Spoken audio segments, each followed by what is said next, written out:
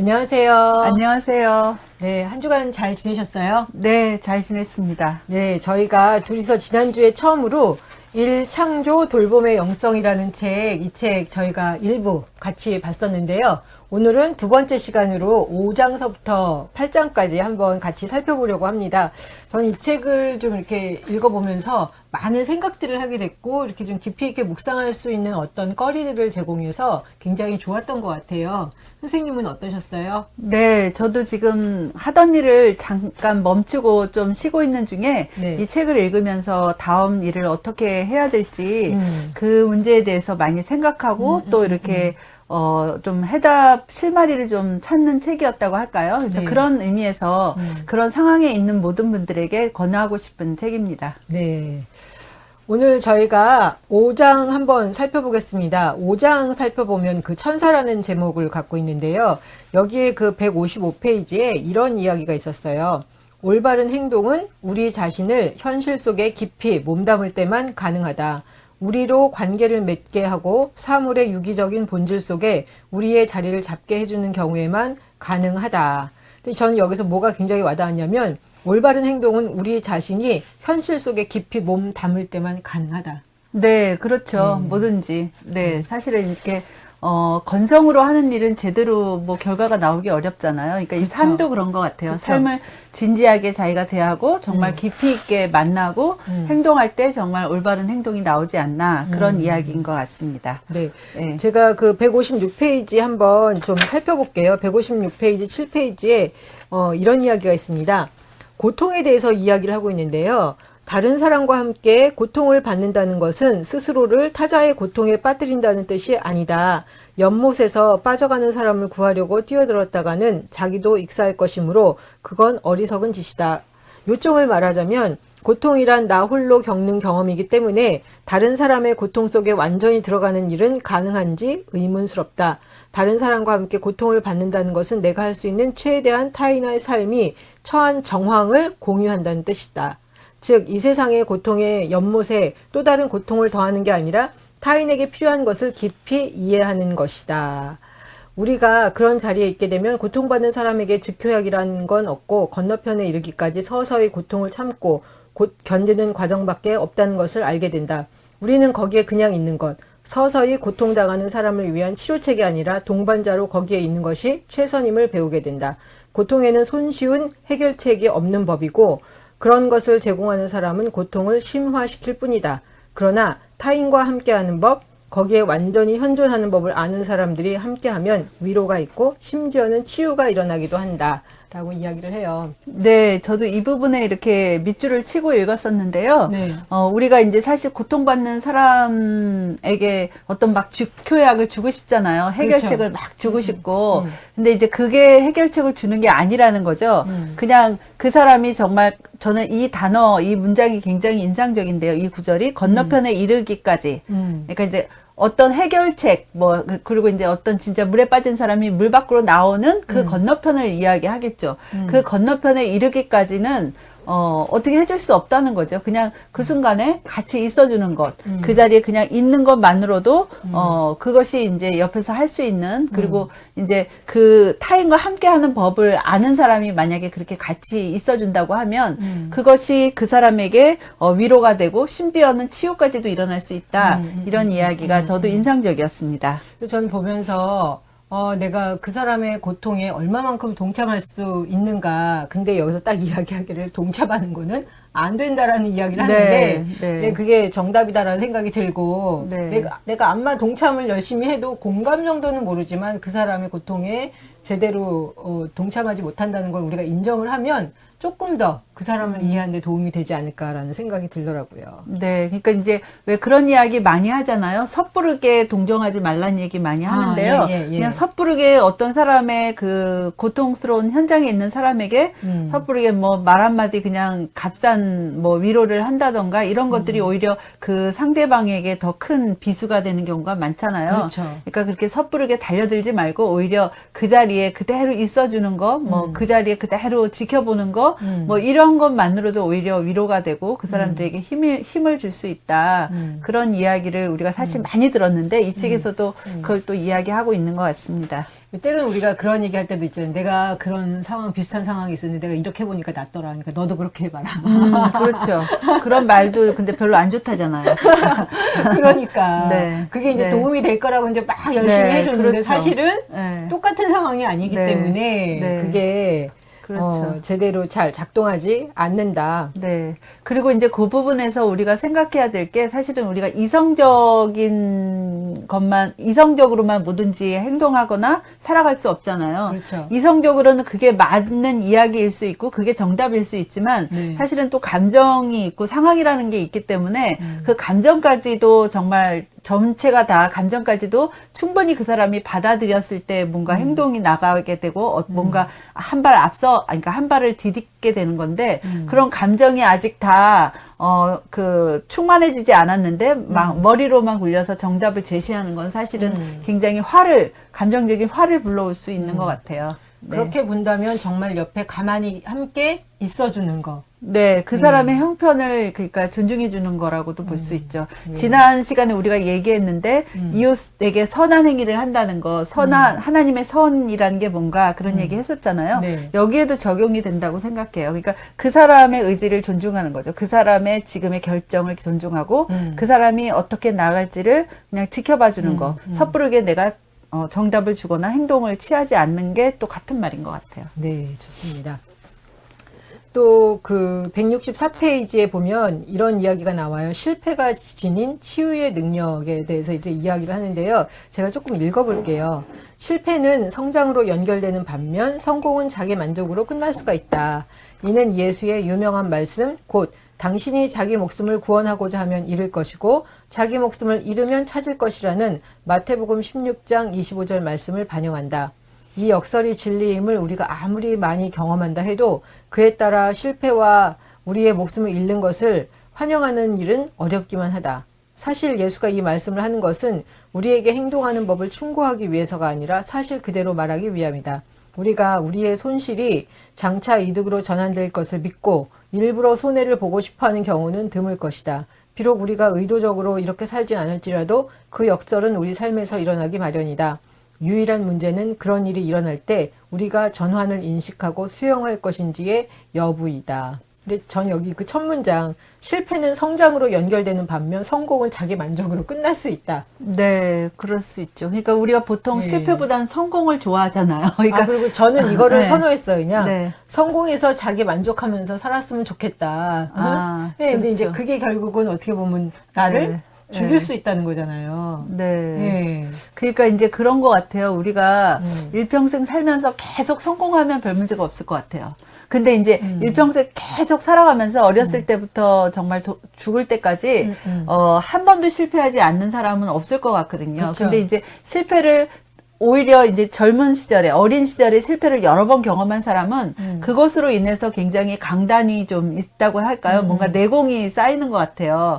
그러다 보면 사실 어른이 돼서는 더 큰 어려움에 직면할 때가 많잖아요. 더 큰 문제에 직면할 때가 많고, 그럴 때 오히려 큰 문제를 잘 해결할 수 있는 그런 실력자가 되는 반면에, 어렸을 때 너무 실패를 안 하고 계속 성공만 한 사람은 나중에 이제 커서, 그런 어려움이 왔을 때 오히려 쉽게 좌절하고, 거기에서 주저앉아 버리고, 더 이상 재기하지 못하는, 뭐, 이런 경우들이 있지 않은가, 이런 생각이 들어서, 우리가 이제 실패하는 것을 너무 두려워하지 말고, 그것이 실패가 오히려 장차 나중에는 큰, 성공의 밑거름이 된다, 뭐 도움이 된다, 이런 것들을 기억하면 좋을 것 같아요. 왜냐면 우리는 그냥 자연 반사적으로 성공을 좋아할 것 같으니까요.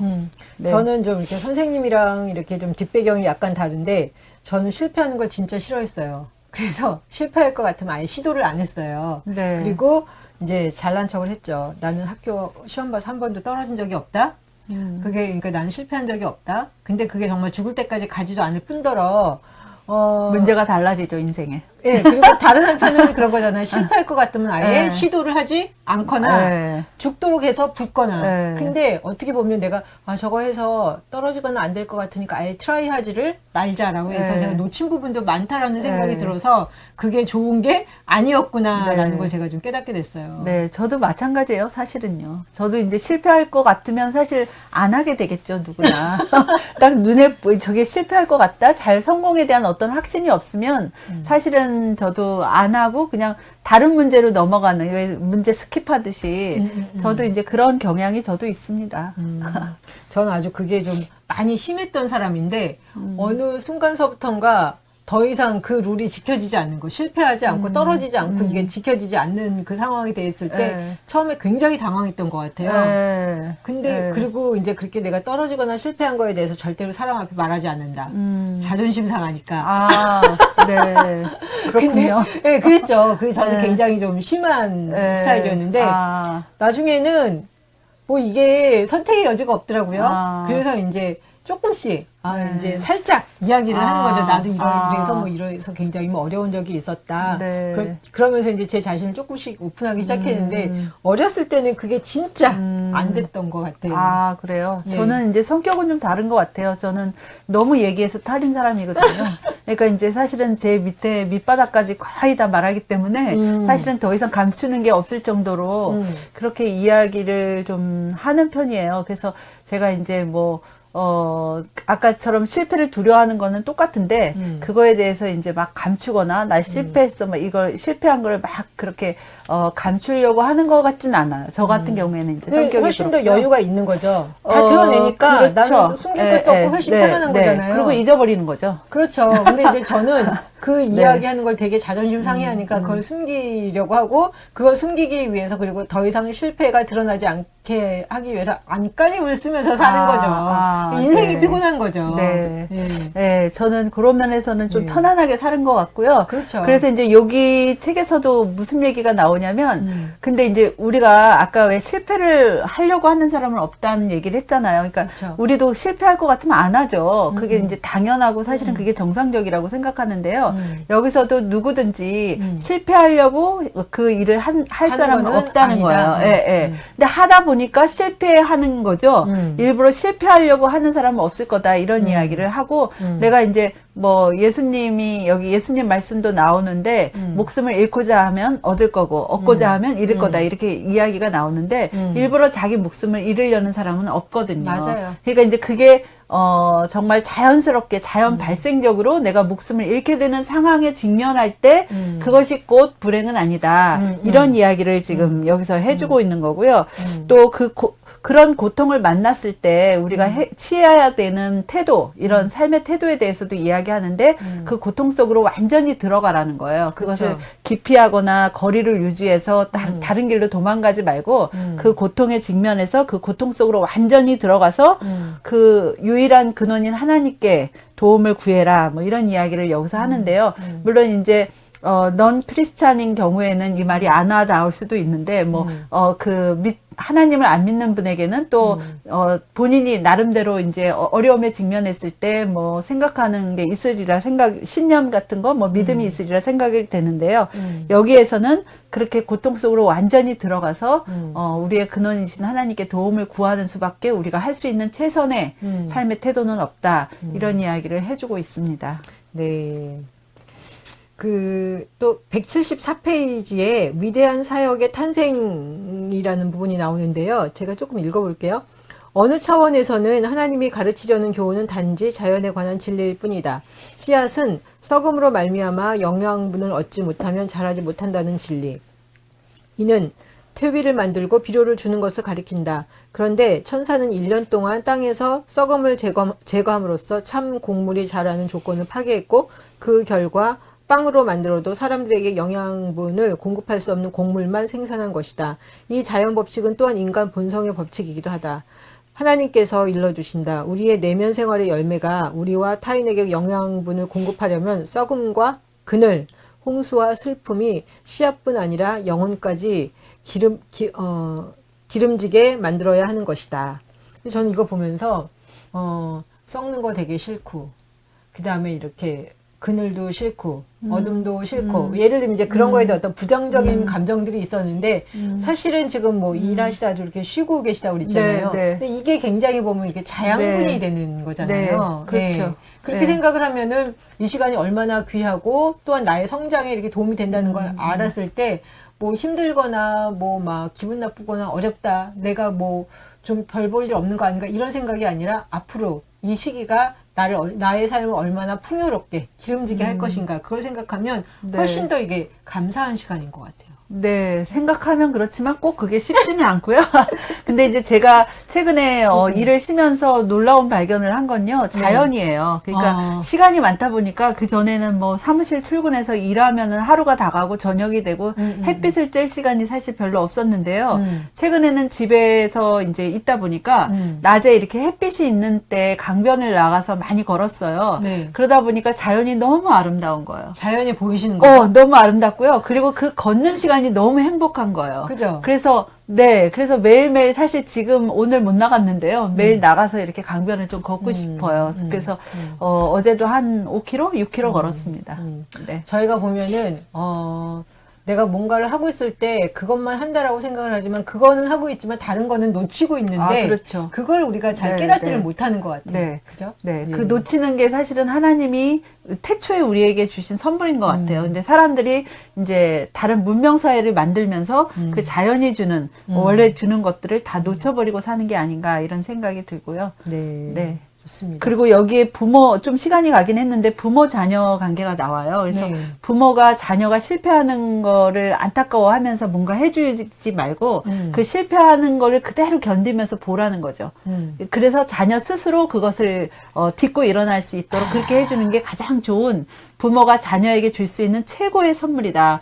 그러면서 굉장히 고통스럽겠지만 그것이 자녀에겐 최고의 선물이다. 이런 이야기도 하는데 사실은 부모들이 이렇게 하는 게 정말 좋은 일인데 그렇게 하지 못할 때가 많죠. 그렇죠. 네, 네. 가슴 아프니까 내가 대신 네, 해주고. 네, 네. 네. 혹시 5장에서 더 이야기하고 싶은 거? 네, 이야기할 거 다 한 것 같아요. 다 하셨습니까? 네, 네.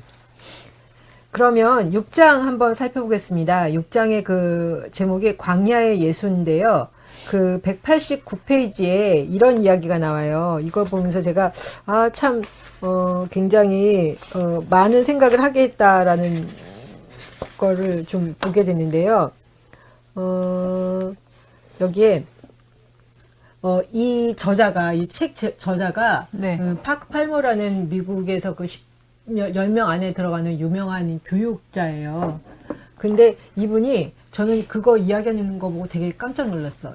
이분이 우울증을 2번인가를 이렇게 알았다고 그러시더라고요. 네, 근데 네. 저 같으면 내가 이렇게 우울증 알았으면 그런 얘기 바깥에서 안 할 것 같거든. 내가 이렇게 네. 우울증 때문에 심히 고통을 받았다. 특히 네. 이렇게 명성 있는 이렇게 교육가로서 이렇게 명성을 네. 날리는 분인데 내가 우울증으로 굉장히 힘들어서 일도 못하고 아무것도 못했다 이런 얘기 못할 것 같은데 이분은 그 이야기를 직접 본인이 해요. 네. 그래서 네. 그거 보면 참 대단하다. 대단한 네. 내공이다라고 네. 생각을 했는데 그래서도 이런 이야기를 합니다. 내가 우울증으로 한창 고생하고 있을 때 나의 영적 지도자에게 이렇게 물은 적이 있습니다.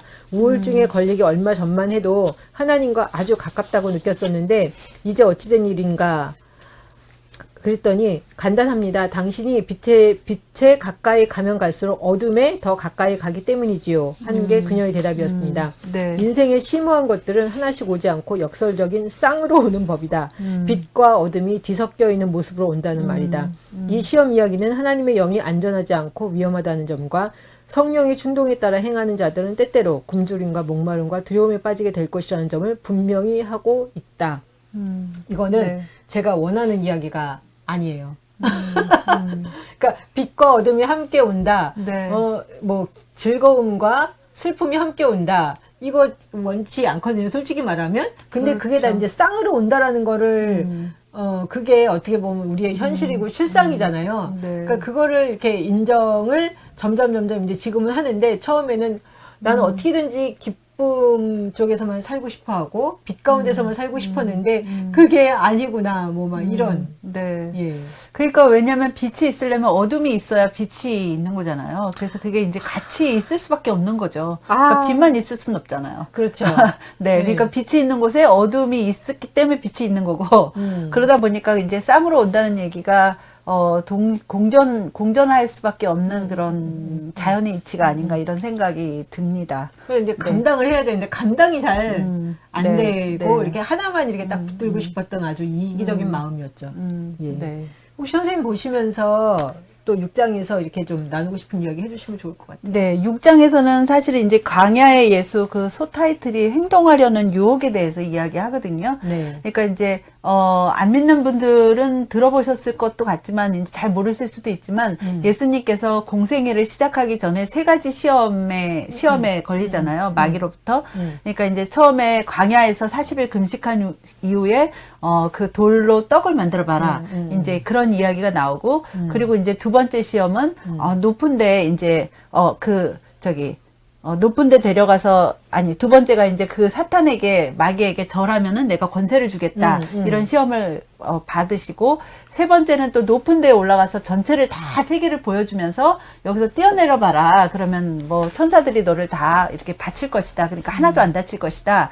요런 이제 세 가지 시험을 주는데, 요 세 가지 시험에 대한 의미를 여기에서 이제 6장에서는 쭉 이야기하고 있어요. 그게 네. 우리가 행동하려는 유혹을 주는 것들이라는 거죠. 그러니까 네. 예수님한테 첫 번째 시험의 의미는 돌로 이제 떡을 만들어라 하는 것은 지금 사실은 이제 배고픈 상태잖아요. 40일 동안 금식했으면 그러면 이제 우리가 그냥 피상적으로 생각할 때는 저 사람은 배가 고플 거야. 그러니까 먹을 게 지금 굉장히 중요한 시점인 거거든요. 근데 이제 그 부분 그러니까 그 약한 부분이라고 했는데 그 부분을 딱 친다는 거예요. 근데 이제 예수님이 사람이 돌로만 사는 게 아니다. 아니 빵으로만 사는 게 아니다. 이러면서 이제 시험을 물리쳤다고 그러잖아요. 그래서 이걸 헬린 나우엔이 적실성의 그러니까 적실성의 시험이라고 그렇게 이름을 붙였더라고요. 그래서 여기가 이제 우리가 적실성이라는 말을 사실 많이 안 쓰는데 적절성 뭐 이렇게 해석을 해도 좋을 것 같아요. 그러니까 그 사람에게 적절하게 딱 필요한 걸 가지고 이제 당신 한번 해봐. 그렇게 해볼 수 있잖아. 그렇게 이제 한다는 거죠. 그게 우리한테도 다 온다는 거예요. 내가 하나님의 아들이어든 그렇게 해봐. 내가 그렇게 정말 훌륭한 사람이라면 그렇게 해봐. 내가 능력이 있다면 그렇게 해봐. 네가 그렇게 정말 진짜 여자야? 진짜 남자야? 그러면 진짜 훌륭한 인간이야? 뭐 네가 진짜 부모야? 그러려면 이렇게 해봐. 하고 이제 우리들한테 도전을 준다는 거죠. 사실 이런 이제 이게 이런 시험, 이런 문제에 누구나 다 가지고 있을 것 같아. 이게 어떤 의미에서는 자기 정체성을 시험하는 거거든요. 너의 정체성이 그거야? 그 정체성 정말 한번 보여줘봐. 네가 그렇다고 한다면 이 정도 할 수 있는 거 아니야? 이렇게 말할 수 있다는 거죠. 근데 이제 그런 순간에 우리가 그것을 이제 반드시 해야 한다고 느끼는 걸 가지고 이제 시험이 오지만 그게 정말 꼭 해야 되는 일인가? 이걸 또 생각해 보라는 그런 의미인 것 같아요. 그런 의미로 이제 보면 뭐 외적으로 그런 필요한 거 그게 중요한 것이 아니라 정말로 자기의 사명에 대한 내적인 확신 이게 중요하다는 거죠. 그러니까 예수님께서 자기 자신에게 내적인 확신이 사명감에 대한 확신이 들었을 때 뭔가 행동을 하는 것처럼 우리들도 겉으로 볼 때는 지금 배가 고프지만 그 배고픈 게 나의 내적으로 정말 원하는 것이 아닐 수 있다는 거예요. 그러니까 여기서 이제 책에서 얘기하기는 그렇게 40일 금식했으면은 밥을 먹을 수 없다는 거예요. 그 40일 금식한 뒤에는 뭐 조그만 물부터 시작해서 물 먹고 죽 먹고 이런 식으로 가야지 지금 밥을 당장 빵을 먹었다가는 체하고 죽잖아요. 그거와 마찬가지로 그런 적실성이 정말 내 내면에서 올라오는 것이냐를 확인해 보라는 그 이제 첫 번째 시험이었고요. 좀 길어지긴 하는데 두 번째 시험은 권력에 대한 시험이었어요. 그러니까 내게 절하면 권력을 다 주겠어. 사탄이 마귀가 그렇게 시험을 했다는 거죠. 근데 정말로 권력을 사탄이 주는 거냐는 거예요. 사탄은 그럴 능력이 없다는 거죠. 거기에 우리가 속으면 안 된다는 거예요. 이제 그런 얘기를 지금 이제 하고 있고요.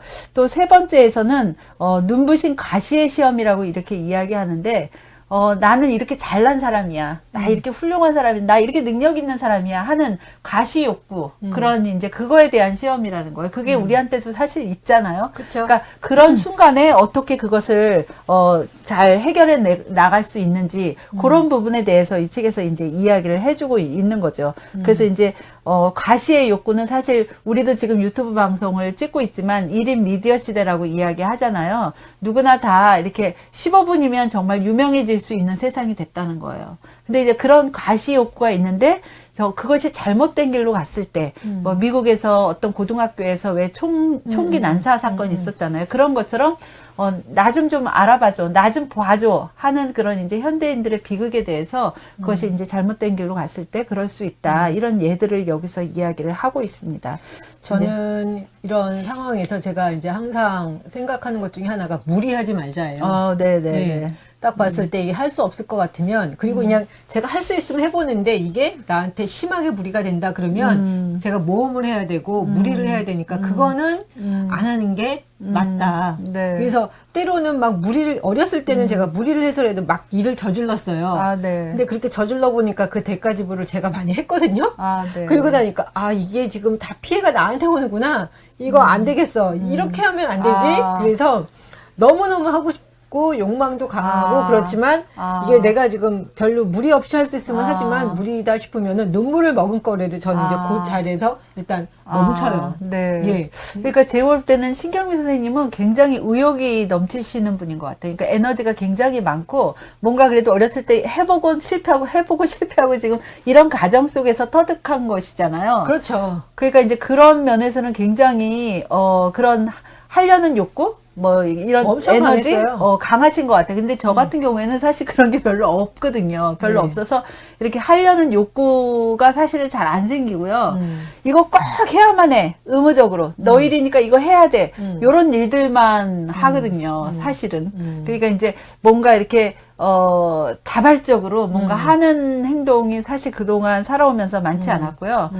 꼭 해야 하는 일들만, 이제 주어진 일들만 하다 보니까 사실은 좀 소극적인 면이 저에게는 있는데, 어쨌든 선생님은 그런 면은 조금 적극적으로 하셔야 네, 되고, 네. 저 같은 근데, 경우에는 이제 네. 몇 번 실패를 하면서 무리하지 말자. 그래서 이렇게 가끔 이렇게 한 발을 떼서 이렇게 살짝 발을 담궈봐요. 네. 근데 좀 분위기가 이상해? 그러면 이제 발을 이렇게 빼고, 네. 이렇게 하면서 울면서 왜 이걸 못하게 하냐고, 뭐 막 이러면서 막 승질도 내요. 근데 일단은 무리하는 거는 아니다라는 게 정확하게 있기 때문에 무리하지는 네. 않아서 요즘에는 뭐 어렸을 때는 좀 대형 사고를 좀 쳤어요. 근데 지금은 이렇게 네. 대형 사고는 좀 잘 안 쳐요. 네.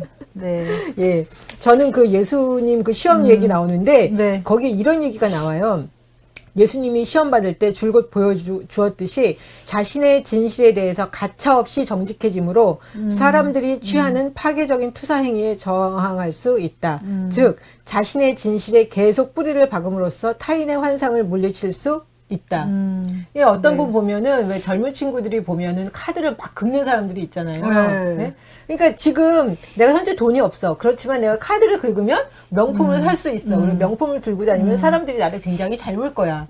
그래가지고 그 막 카드 빛에 막 허덕이는 젊은이들이 많죠. 있다는 거예요. 네, 있죠. 예, 근데 내가 지금 돈이 없어. 없으면 그냥 없는 거잖아요. 네. 그러면 내가 뭐 명품을 하나 사고 싶어. 그러면 그 명품을 살 수 있을 때까지 계속 모아야 되잖아요. 그렇죠. 모아서 하나 사면은 되는데 네. 그게 보면 제가 보면은 진실에 네. 대해서 가차 없이 정직해지는 거죠.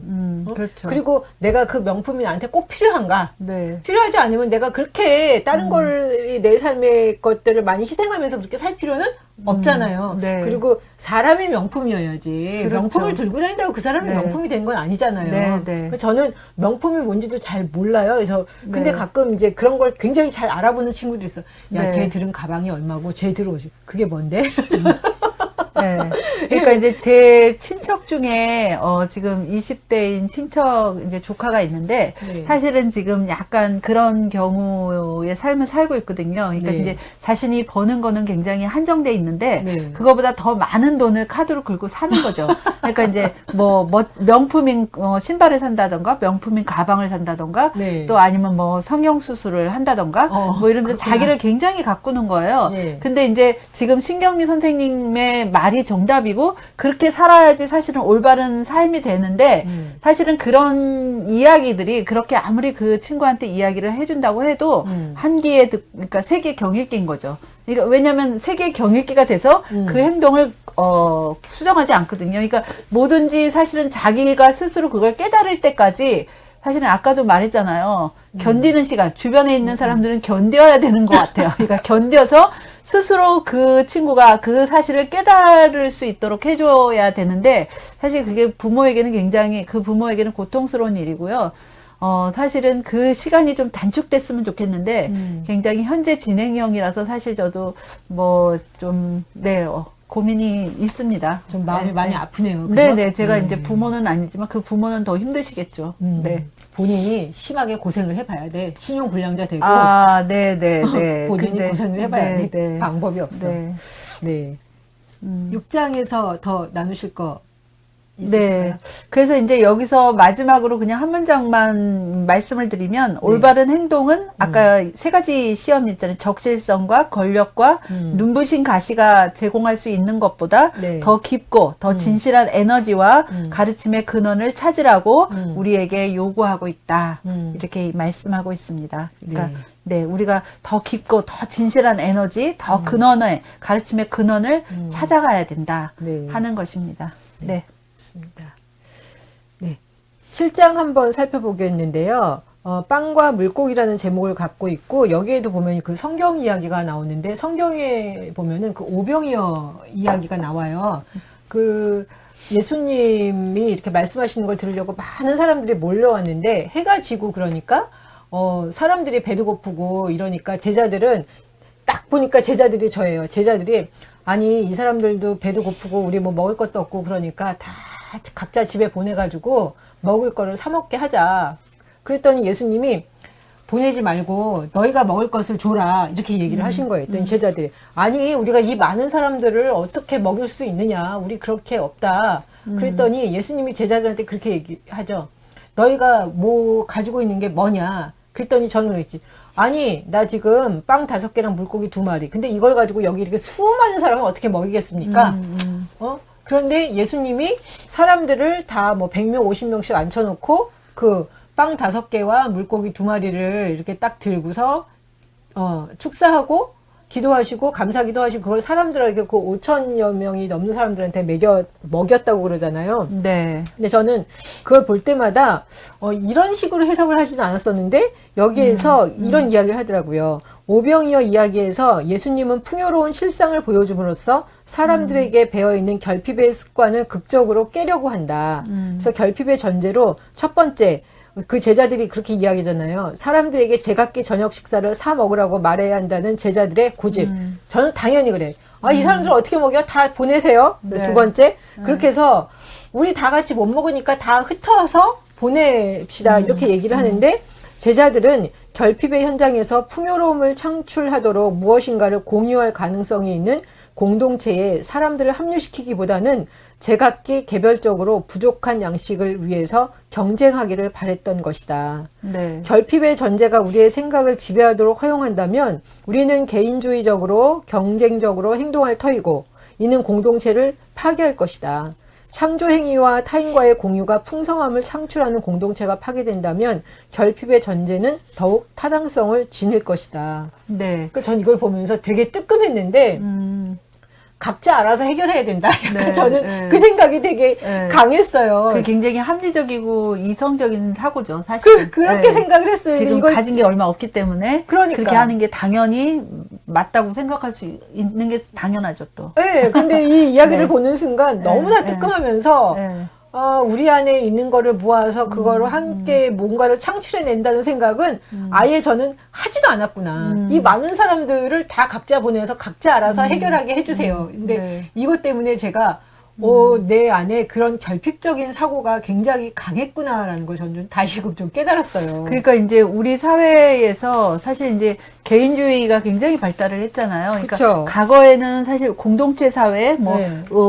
저도 이제 어렸을 때 초등학교, 중학교 자랄 때까지는 저희 마을이 있었단 말이에요. 사는 동네에 마을이 네, 네. 있어서 네. 공동체가 형성돼 있었어요. 그래서 낮이면 점심이면 아줌마들이 다 모여서 같이 밥도 먹고, 밥 비벼서 비빔밥도 해 먹고, 같이 이제 놀기도 하고, 이런 문화 속에서 살다가, 네. 이게 사실은 이제 도시가 재개발되고 아파트 세워지면서 사실 다 뿔뿔이 흩어졌고 마을이 없어졌잖아요. 거의 네. 마을이 없어지고 네. 그러면서 굉장히 개인주의화 되면서 네. 뭐든지 이제 개인이 알아서 해결해야 되는 알아서 그런 사회가 됐잖아요. 네. 근데 이제 사실은 과거에 그런 공동체 마을인 경우에는 만약에 이 집에 A 집에 사실은 먹을 것이 없어. 그럼 B 집이 C 집이 같이 이제 먹을 때 가서 같이 밥 먹는 거잖아요. 이제 그런 식으로 공동체가 어느 정도 해결해 줄 수 있었는데 네. 애를 육아하는 문제도 마찬가지죠. 지금은 이제 딱 애 낳으면 자기 혼자 키워야 되니까 산후 우울증 많이 오잖아요. 산모들이. 그렇죠. 근데 과거에는 애 하나 넣으면 그냥 걔가 아침에 일어나면 동네 할머니가 옆집 아줌마가 보고 또 옆집에 할머니 할아버지가 봐주고 이러면서 동네에서 그 아이를 다 키웠단 말이에요. 그러니까 사실은 산후 우울증이 올 그런 그게 없었죠. 그러니까 여기에서 말하는 게 사실은 그런 개인적인 파편화된 삶이 아니라 조각난 삶이 아니라 이제 함께 어울리는 공동체의 삶, 이것을 또 예수님께서도 말씀하셨고 또 이것이 공동체가 어느 정도는 진짜 우리에게 답을 주는 그런 모습을 여기에서도 그린 게 아닌가 이렇게 생각이 듭니다. 그래서 저는 엄청 찔렸어요. 그래가지고 저는 제 사고방식이 굉장히 합리적이다. 당연히 그렇게 해야 되는 거 아니야? 그런데 그러다 보니까 모든 거를 내가 다 책임을 지고 각 개인이 책임을 지고 살아야 되잖아요. 그러니까 버겁고 힘들고 책임도 안 져지고 막 그랬거든요. 그러니까 이제 여기서는 공동체가 중요하다는 거 하고 저는 이제 또 한 가지 더 이제 우리가 알던 사실이긴 한데 이렇게 부정적인 면을 보지 말고 긍정적인 면을 보라는 것 같아요. 그러니까 결핍된 거는 굉장히 부정적인 면이잖아요. 그렇죠. 그러니까 그걸 보지 말고 지금은 없지만 앞으로 도래할 굉장히 풍요로운 사회, 앞으로 도래할 풍요로운 만남, 이제 그 풍부함을 기대하라는 그게 이제 여기서 또 이야기하는 것 같아요. 그래서 처음에 지금 오병이어 물고기 2마리와 하고 보리떡 5개지만 이것이 장차 5,000명이 다 같이 먹을 수 있는 그런 풍족함으로 나아가잖아요. 그렇죠. 그러니까 이제 그걸 바라보라는, 지금은 없지만 그리고 그 지금 풍부한 것을 바라보라는. 아무것도 없는 게 아니라 네. 지금 우리가 오병이어를 가지고 있는데 네. 나는 그 오병이어가 있다라는 것보다 그것 가지고 뭘 해? 이것 가지고 못 먹지. 근데 똑같은 오병이어인데 그 오병이어로 예수님은 5,000명을 먹였고 나는 그것 가지고 아무도 먹을 수가 없어. 내 코에 붙이는 것도 부족해. 이렇게 생각하는 그 두 가지 관점이 보이는 것 같아요. 네. 그래서 지도자가 참 중요한 것 같아요. 이거를 사실은 그 오병이어를 가지고 오병이어밖에 없으니까 각자 해결해. 각자 돈 벌든지 각자 사 먹든지 그렇게 알아서 해. 해. 알아서 해. 네. 이렇게 할 수 있는 지도자가 있고 네. 조금 더 그걸 가지고 정말 이거 가지고도 우리 전체가 다 잘 먹고 잘 살 수 있어. 그러니까 우리가 같이 힘만 합치면 돼. 각자 흩어질 필요 없어. 같이 모여서 일을 할 때 우리가 더 시너지 효과도 있고 더 흥미롭고 재밌고 행복하고 이럴 수 있어. 이걸 바라볼 수 있는 지도자는 또 그렇게 그 공동체를 이끌어갈 수 있겠죠. 사실은 그렇죠. 네, 우리 사회에도 그런 지도자, 그런 어느 단체든지 그런 지도자가 필요한 것 같습니다. 그래서 저 엄청 반성했어요. 내 사고방식이 이게 지금 이성적이고 합리적인 사고방식이 아니라 네. 파편화된 개인화된 사고방식이구나. 네. 그러니까 저도 제 성격 중에 저 이제 숲에 비유하자면 사실 저는 이제 MBTI 검사하면 ESTJ 성격인데요.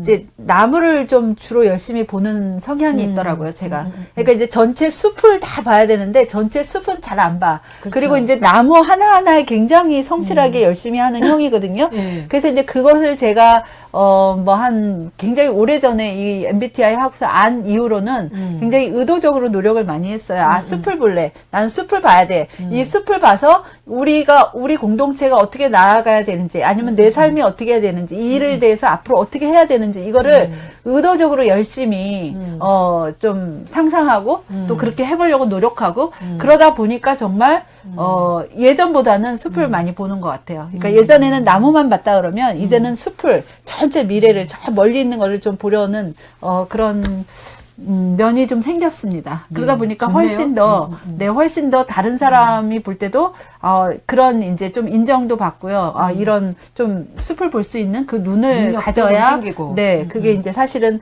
앞서서 일하는 지도자들에게 꼭 필요한 면이거든요. 예. 네, 그래서, 잠시 저희 그 방송에 들어오신 분들께 인사할게요. 네, 예, 네. 제이슨 리, 제니님, 백세 도움 농장 TV, TV? 그다음에 또 위즈 세레나 네. 이렇게 다들 들어오셨는데 함께 해주셔서 감사합니다. 네, 감사합니다. 네. 네.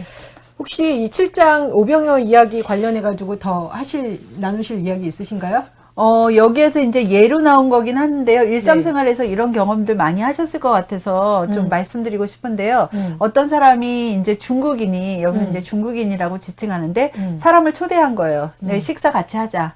그래서 이제 8명을 초대를 했다는 거예요. 네. 근데 이제 그 초대받은 사람 중에 하나는, 이제 같이 시장을 보는데, 자기가 이제 가진 돈을 가지고 아마 그 식료품, 재료를 사줬어야 되나 봐요. 그래서 자기가 뭐 20불밖에 많지 않은 돈을 가지고 있어서 그거 가지고 안 되겠지 하면서 은행에서 돈을 찾았다는 거예요. 근데 이제 막상 이제 식료품 가게 가서 물건을 사는 걸 보니까 굉장히 10불 정도밖에 안 사더라는 거죠. 조금밖에 안 사더라는 거예요. 그래서 그러면서 이제 저거 가지고 어떻게 만찬을 뭐 준비할 수 있을까 이렇게 생각을 했는데 막상 이제 그 집에 가서 그 이제 중국인이 요리를 하면서 그 요리하는 과정 중에 사람들을 다 동참시키면서 이것 좀 해달라, 저것 좀 해달라, 뭐 이걸 썰어달라 하면서 정말 그 작은 재료를 가지고 굉장히 많은 풍성한 식탁을 마련을 했는데 그 과정 중에 너무나 즐겁고 행복했다는 거예요. 같이 조리하면서 같이 이야기 나누면서 웃고 떠들고 그 시간이 굉장히 좋았고 또 정말 풍성한 식탁이었다. 이렇게 이제 이야기하는 예가 나오는데요. 이것도 보면 지금까지 말한 거와 또 유사하기도 한데 내가 가진 걸 부풀릴 필요가 없다는 거죠. 그러니까 이제 내가 가진 10불, 이거 가지고 그냥 준비하면 되고, 그 있는 거 가지고 같이 하면 얼마든지 풍성한 자리가 만들어질 수 있다.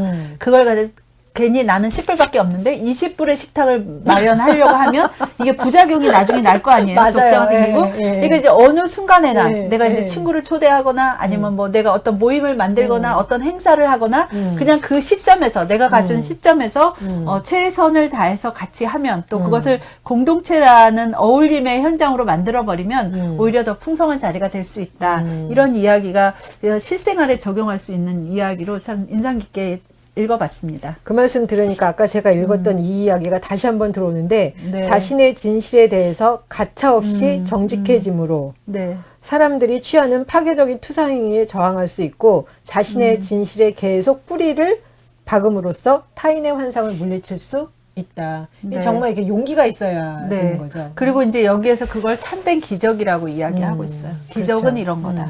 사실 기적이 일어날까 이렇게 우리가 생각하잖아요. 근데 이게 기적이다. 이런 얘기를 네, 일상의 기적을 또 생각하게 되는 것 같습니다. 아까 또 말씀하시는 거 들어보니까 진짜 뭐 육아라든지 네. 뭐 이렇게 우리들 가운데 도움을 공동체가 이게 좀 잘 형성이 돼 있으면 네. 서로 해결이 네. 될 텐데 지금은 네, 다 네. 파편화돼가지고 네, 지금 노인 문제도 마찬가지죠. 그죠 난리가 네, 났어요 난리가. 네, 노인 다 문제도 해결을 못하니까. 노인 문제도 사실 어울려서 살던 마을 공동체가 있었으면은 노인 고독사, 뭐 노인 우울증 이런 게 있을 그러네요. 수가 없거든요. 그러네요. 같이 맨날 만나서 수다 떨고 놀고 네. 뭐 카드놀이라도 하고 뭐 네. 하토라도 하고 뭐 이렇게 하면은 사실은 그럴 일이 없는데 요즘에는 다 각자 집에 흩어져 있기 때문에 네. 같이 어울릴 사람이 없으니까 노인 우울증도 오고 건강도 안 좋아지고 뭐 네. 여러 가지 문제가 사실은 이제 우리가 마을 이야기 많이 그러네요. 하는데 그러네요. 우리 서울시에서도 마을 만들기 하잖아요. 그렇죠. 그래서 그런 면에서 자꾸 공동체를 만들어 나가는 수밖에 앞으로의 대안이 없다 이렇게 생각하고 있습니다. 네, 좋습니다. 이번에는 8장 제목이 아주 특이해요. 부활의 위협. 저는 그래가지고 이걸 제목으로 부활의 위협? 부활의 위협? 어떻게 부활이 위협이 되지? 뭐 막 이러면서 그러게요.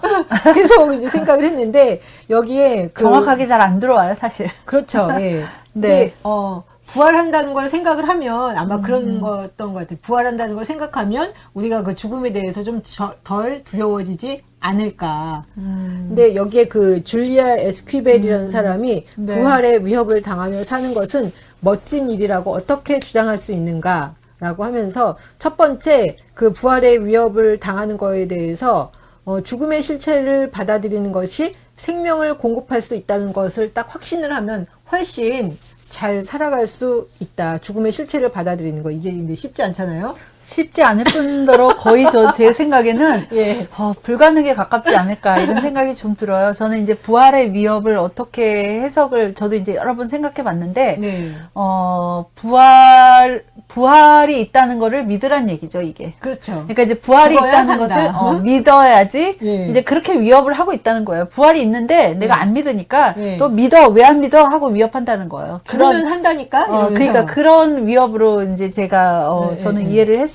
그러니까 그러네요. 부활을 왜 안 믿어? 있는데 예. 그러니까 부활을 믿으면 사실은 죽음도 두렵지 않고 그 죽음이라는 게 사실은 어떤 여기에 나타난 그 사례처럼 정의와 진리를 위해서 일할 때 사실 목숨을 잃을 수 있는 그 나라의 이야기가 나오잖아요. 가테말라든가요? 가테말라 이야기가 나오는데 사실 이제 그런 순간에 부활의 기적을 믿으면, 부활이 있음을 믿으면, 이제 정의로운 행동이 아무리, 내 삶을 피폐하게 하고, 나를 파괴하고, 어려움이 온다고 하더라도 해낼 수 있다, 할 수 그렇죠. 있다, 그 길을 걸어갈 수 있다, 이런 예를 그 시인이 이야기해 주는 것 같습니다. 네. 그래서 여기서 그 죽음의 실체를 받아들이는 것이 생명을 공급받을 수 있다. 우리가 현실을 부정하고 불가피한 것에 저항하는 등 환상 속에 살 때에는 우리도 모르는 사이에 긴장으로 우리의 에너지가 고갈된다. 그래서 우리가 죽음을 부정함으로써 생명을 얻으려고 애쓰면 결국 생명을 잃게 되는 역설적인 결과를 초래한다. 이런 이유로 환상을 깨는 게 중요하다. 우리가 환상을 상실할 때야 그 배후에 있는 실상의 에너지를 공급받을 수 있기 때문이다. 실상이 아무리 힘들지라도 그 어떤 환상보다 더 많은 생명을 보유하고 있다. 실상은 조만간의 죽음에 의해 우리에게서 떠나갈 것이다. 그러나 우리가 뼛속 깊이 부활의 위협과 함께 살 수 있다면 우리는 진실로 잘 살게 될 것이다.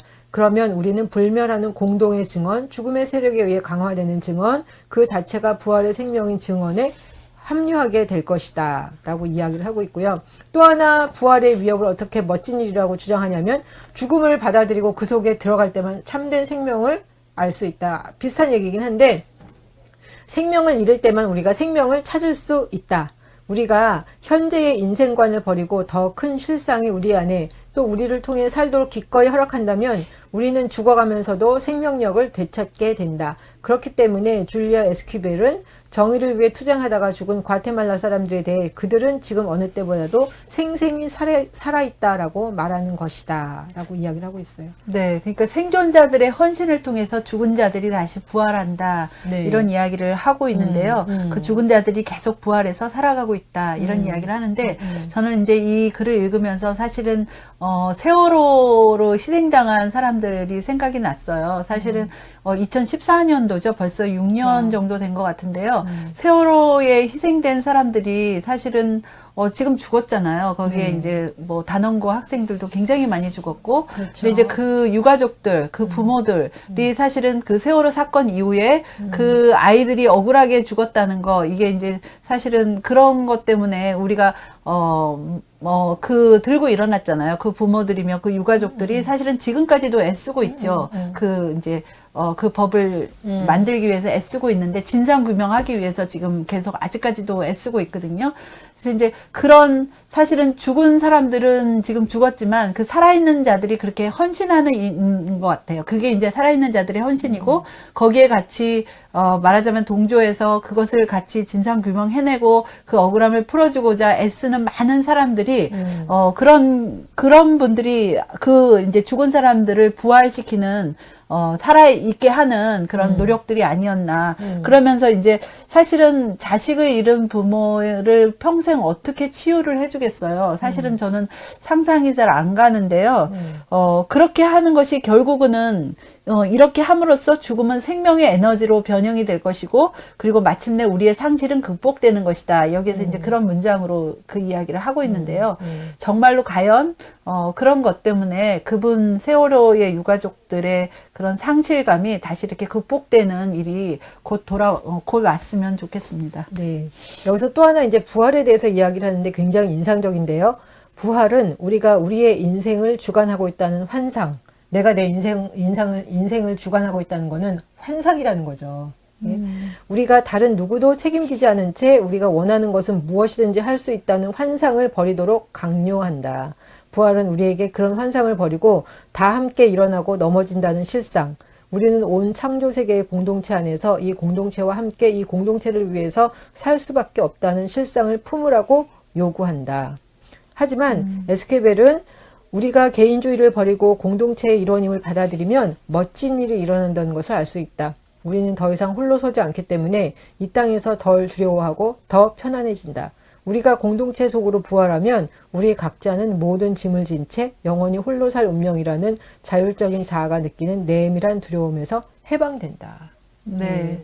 네. 저도 생각해 보면 내가 혼자 내 인생을 책임져야 된다고 생각을 하면 너무너무 무거워. 너무너무 무겁고 너무너무 힘들고. 그런데 이렇게 공동체 안에서 뭐 가족이 이렇게 함께 한다 그랬을 때 훨씬 짐을 나눠지니까 그게 훨씬 좀 가벼워지잖아요. 근데 이거 보면서 내가 혼자 내 인생을 주관하고 내가 다 책임져야 된다는 거는 나의 환상이다. 예, 그게 되게 위로가 되네요. 네. 근데 요즘에 점점 이제 우리가 지금 이 책에서 내린 결론은 사실 이제 공동체가 좋다. 네. 같이 어울리는 게 좋다. 이렇게 지금 우리가 사는 현실의 사회는 사실은 더 또 개인주의가 되는 것 같아요. 네가 그래서 알아서 해. 그리고 사실은 1인 가구가 굉장히 많이 늘어나고 있잖아요. 그렇죠. 얼마 전에 뭐 사유리 씨가 비혼으로서 아이를 이제 출산하고 이제 그게 굉장히 뉴스거리가 지금 되고 있잖아요. 그리고 제가 주변에서 들으니까 이렇게 집 나간 아이들이 많더라고요. 그러니까 집 나갔다는 게 가출했다는 게 아니고요. 독립시킨 거예요.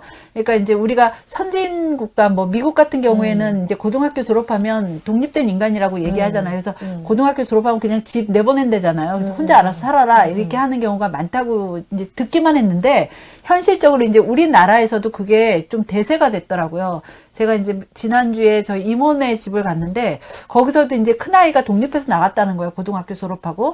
그래요? 그리고 이제 또 직장이 다른 집, 있어요?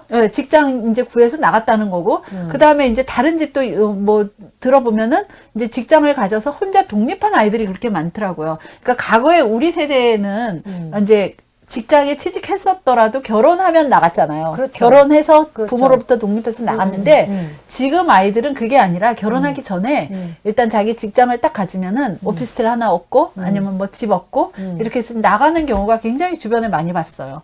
그래서 1인 가구가 지금 굉장히 뭐 퍼센트가 높은 걸로 알고 있거든요. 56%인가 60%인가 하여튼 그건 정확하지 않습니다. 근데 1인 가구가 굉장히 많이 늘어났다는 거. 그럼 사실은 우리가 지금 이 책에서 말하는 공동체, 이런 마을, 뭐 이런 것들이 굉장히 중요한데, 이런 1인 가구가 많은 사회 속에서도 어떻게 하면 그 공동체의 소규모 뭐 네트워크를 만든다든가, 소모임을 만든다든가, 네, 그런 것들을 이제는 모색해야 되는 그런 사회가, 그런 시점이라는 생각이 듭니다. 예. 이 8장 보시면서 이렇게 더 나누고 싶은 거 있으면 말씀해 주시면 좋을 것 같아요. 네, 지금 뭐 여러 가지 이야기를 다 이제 나눈 것 같은데요. 네. 이제 마지막에 이제 결론적으로 요 문장이 저는 이제 결론적인 거라서 한번 네. 읽어드리겠습니다. 우리는 일하고 창조하고 돌보는 활동적인 삶을 사는 동안 우리 자신을 잃어버림으로써 우리 자신을 찾고 타인들과 함께 위대한 공동체 속에 합류함으로써 고립의 두려움에서 해방되어 진정한 자아를 실현할 수 있는 기회를 한없이 얻는다. 예, 이 문장이 이 한 책을 다 대변하는 한 문장인 것 같습니다. 예. 네. 저희가 이렇게 해서 지난주와 이번 주에 걸쳐서 두 번에 걸쳐서 일과 창조 돌봄의 영성, 파커 파머의 책을 봤는데요. 이걸 통해서 저는 이제 좀 찔림도 많이 됐고, 내가 가지고 있는 생각이 합리적인 생각이 아니라 굉장히 개인주의적이고 이기적인 생각이었고, 이게 굉장히 벅차구나. 그리고 기본적으로 항상 제 인생을 제가 책임져야 된다라는 그런 마음이 있으니까 삶이 되게 무거웠거든요. 무겁고, 그러니까 네. 아까 말씀하신 대로 뭐 독립적으로 살아야 된다라는 그 생각도 네. 되게 강하고 네. 이러니까 네. 되게 부담스러웠는데, 내가 내 인생을 독립적으로 사는 거는 물론 살지만, 어떻게 아까 말씀하신 대로 공동체 안에서 연결성을 가지고 네. 이렇게 함께 도우면서 살 수 있는가, 이거에 대해서 조금 더 좀 구체적으로 어떤 네. 뭐 네트워크를 만들고 네. 공동체와 이렇게 함께하는 방법들을 좀 모색을 해봐야 되겠다라는 네. 생각을 해보게 네. 되네요. 거기서 중요한 거는 자기가 상대방이 나한테 손을 내밀기 전에 내가 먼저 손을 내미는 행위, 이런 실천이 또 중요할 것 같아요. 네, 알겠습니다. 누구나 그 손을 기다리고 있을 것 같아요. 제 생각에는. 알겠습니다. 네, 노력해 보겠습니다. 네. 예, 이렇게 해서 저희가 오늘 일과 창조, 돌봄의 영성 살펴봤고요. 다음 주 이 시간에는 이 파커 파머가 지은 비통한 자들을 위한 정치학이라는 책이 있어요. 이것도 보면은 뭐 비통한 자들을 다른 사람으로 보는 게 아니라 우리들로 보는 거예요. 네. 예, 비통한 자들을 위한 정치학 같이 저희가 또 살펴보겠습니다. 네. 지금까지 함께 해주셔서 감사합니다. 감사합니다. 다음 주에 뵙겠습니다.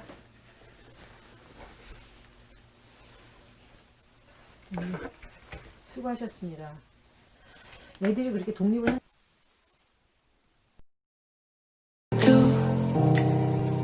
You said I was the only one. No one likes being lied to. You made this mess and left me with the pieces. Now I wanna burn all the bridges between us. I can't focus. I can't forget. I've been thinking too much lately. I just need to clear my head. I just need to clear my head.